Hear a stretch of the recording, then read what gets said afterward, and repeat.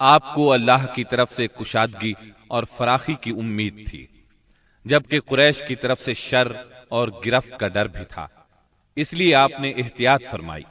مکہ معظمہ کے قریب پہنچ کر ہیرا میں ٹھہر گئے اور اخنس بن شریک کے پاس ایک آدمی بھیجا کہ وہ آپ کو پناہ دے، مگر اس نے معذرت کر لی کہ وہ حلیف ہے اور حلیف پناہ نہیں دے سکتا۔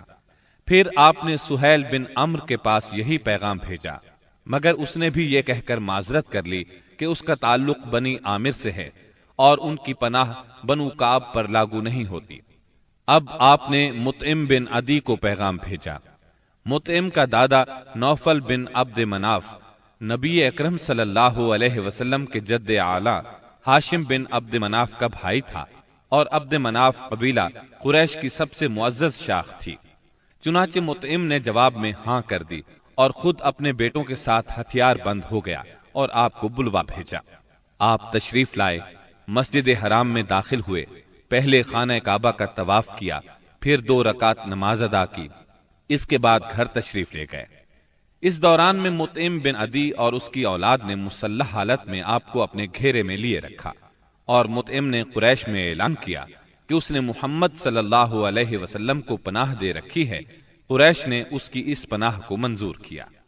رسول اللہ صلی اللہ علیہ وسلم کا معمول تھا کہ جب حج کا زمانہ آتا اور قبائل عرب مکہ معظمہ کے قرب و جوار میں اترتے تو آپ ایک ایک قبیلے کے پاس جاتے، اسلام کی تبلیغ فرماتے، میلوں میں جا کر بھی واعظ فرماتے، قبائل کا دورہ بھی کرتے۔ طائف سے واپس آ کر آپ نے تبلیغی سرگرمیوں کا دائرہ وسیع کر دیا۔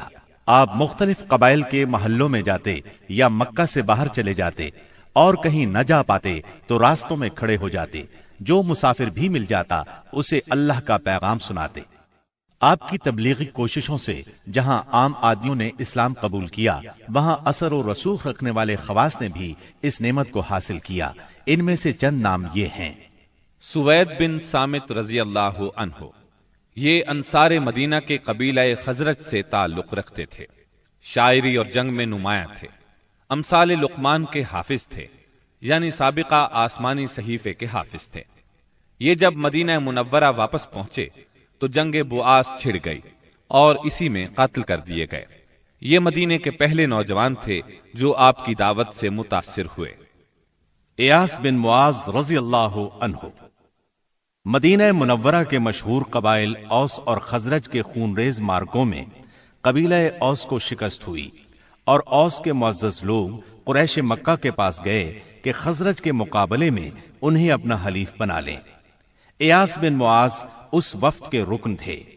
آپ صلی اللہ علیہ وسلم سے ملاقات کا شرف حاصل ہوا تو اسلام قبول کیے بغیر نہ رہ سکے۔ جب یہ واپس مدینے پہنچے تو ان کا انتقال ہو گیا۔ زماد ازدی رضی اللہ عنہ، یہ یمن کے باشندے اور قبیلہ ازد شنوا کے ایک فرد تھے۔ اہل عرب میں جھاڑ پھونک اور تعویذ گنڈے کے لیے مشہور تھے۔ انہیں کسی نے آپ کے بارے میں بتایا کہ آپ پر جنات کا اثر ہے، تو یہ آپ کا علاج کرنے کی غرض سے مکہ آئے، اور پہلی ہی ملاقات میں آپ کے ہاتھوں پر بیعت کر کے اسلام قبول کیا، پھر واپس یمن چلے گئے۔ طفیل بن عمرو دوسی رضی اللہ عنہ، یہ یمن کے قبیلے دوس کے سردار تھے۔ وہاں ان کی ایک طرح سے حکومت تھی۔ خود شاعر تھے، بہت ذہین تھے۔ مکہ میں ان کی آمد پر اہل مکہ نے شہر سے باہر نکل کر ان کا استقبال کیا۔ آپ سے ملاقات کا شرف حاصل ہوا۔ آپ نے اسلام کی تعلیمات سنائی، قرآن کریم کی بعض آیات کی تلاوت فرمائی۔ اللہ کے کلام کے اثر سے وہ بھی ایمان لے آئے۔ ابو ذر غفاری رضی اللہ عنہ، یہ یثرب کے اطراف میں رہنے والے تھے۔ رسول اللہ صلی اللہ علیہ وسلم سے ملنے کی خواہش میں پیدل چل کر مکہ معظمہ پہنچے۔ سیدنا علی رضی اللہ عنہ کے ساتھ آپ کی خدمت میں پہنچے۔ آپ نے انہیں اسلام کی تلقین کی۔ ابو ذر اسی وقت مسلمان ہو گئے۔ آپ نے ان سے فرمایا، ابو ذر، ابھی اس بات کو پوشیدہ رکھو اور اپنے علاقے میں واپس چلے جاؤ۔ جب تمہیں ہمارے ظہور کی خبر مل جائے تو موقع دیکھ کر آ جانا۔ سیدنا ابو ذر غفاری رضی اللہ عنہ نے عرض کیا، پہلے تو اس خیال سے اپنے مکہ آنے کا مقصد چھپایا تھا کہ کہیں دشمنوں کے ہاتھ نہ لگ جاؤں اور سیدھا آپ کی خدمت میں نہ پہنچ سکوں۔ اب کیا ڈر ہے؟ میں تو اب کفار کے درمیان اسلام کا اعلان کر کے ہی وطن جاؤں گا۔ چنانچہ ابو ذر غفاری رضی اللہ عنہ کعبے میں آئے، وہاں قریش موجود تھے۔ ان کے اجتماع میں بلند آواز سے کلمہ شہادت پڑھا۔ بس پھر کیا تھا، کفار پکار اٹھے، مارو اس بے دین کو۔ کفار چاروں طرف سے ان پر ٹوٹ پڑے، انہیں نیچے گرا لیا اور خوب مارا۔ سیدنا عباس رضی اللہ عنہ نے دیکھ لیا، پکار اٹھے، یہ تو قبیلہ غفار کا آدمی ہے، جہاں تم تجارت کے لیے جاتے ہو اور کھجوریں لاتے ہو، اگر یہ مر گیا تو تم تجارت کے لیے اس طرف نہیں جا سکو گے۔ یہ سن کر انہوں نے ابو ذر کو چھوڑ دیا۔ دوسرے دن وہ پھر خانہ کعبہ پہنچے اور بلند آواز سے کلمہ پڑھا۔ قریش نے پھر مارا۔ آخر چند روز بعد ابو ذر واپس اپنے گھر چلے گئے۔ یہ پہلے صحابی ہیں جنہوں نے اسلام کا کلمہ بلند آواز میں پڑھ کر خانہ کعبہ میں کفار سے مار کھائی اور اسلام کے لیے ہر سختی کو خوشی سے برداشت کیا۔ نبوت کے 11ویں سال موسم حج میں یعنی جولائی 620 عیسوی میں اسلام کو چند کارآمد بیج مل گئے۔ وہ دیکھتے ہی دیکھتے سرسبز و شاداب درخت بن گئے۔ ان کی لطیف اور گھنی چھاؤں میں بیٹھ کر مسلمانوں نے برسوں کے ظلم و ستم کی تپش سے نجات پائی، انہیں راحت نصیب ہوئی۔ ان حضرات کے نام یہ ہیں: اسعد بن زرارہ، اوف بن حارث بن رفاعہ، یہ اوف بن افرا کے نام سے مشہور تھے، رافع بن مالک بن عجلان، قطبہ بن عامر بن حدیدہ، عقبہ بن عامر بن نابی اور جابر بن عبداللہ بن ریاح۔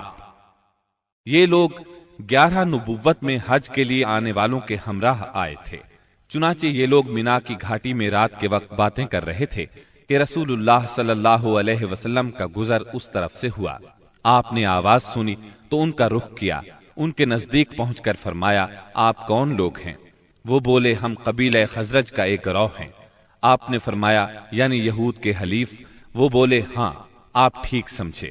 اس پر آپ نے فرمایا، تو پھر کیوں نہ آپ حضرات سے بیٹھ کر کچھ بات چیت کی جائے؟ انہوں نے کہا، ضرور، کیوں نہیں، تشریف رکھیے۔ چنانچہ آپ صلی اللہ علیہ وسلم وہاں ان کے پاس بیٹھ گئے۔ آپ نے ان پر اسلام کی حقیقت واضح کی، قرآن کی تلاوت کی اور اللہ عز و جل کی طرف دعوت دی۔ اس پر انہوں نے ایک دوسرے سے حیران ہو کر کہا، دیکھو، یہ تو وہی نبی معلوم ہوتے ہیں جن کے حوالے سے یہود تمہیں دھمکیاں دیا کرتے ہیں، کہیں وہ اسلام لانے میں پہل نہ کر جائیں۔ چنانچہ ان حضرات نے فوراً ہی اسلام قبول کر لیا۔ پھر انہوں نے کہا، ہم اپنی قوم کو ایسی حالت میں چھوڑ کر آئے ہیں کہ کسی اور قوم میں ان جیسی دشمنی نہیں ہے، بس اگر اللہ تعالیٰ انہیں آپ پر اکٹھا کر دے تو ان کے لیے آپ سے معزز کوئی نہیں ہوگا۔ پھر انہوں نے وعدہ کیا، ہم دین کی دعوت دیں گے، آئندہ سال حج کے موقع پر پھر آپ سے ملاقات کریں گے۔ اور پھر جب یہ لوگ واپس مدینہ منورہ گئے تو اپنے ساتھ اسلام کا پیغام بھی لے گئے۔ چنانچہ وہاں گھر گھر اسلام کا چرچا ہونے لگا۔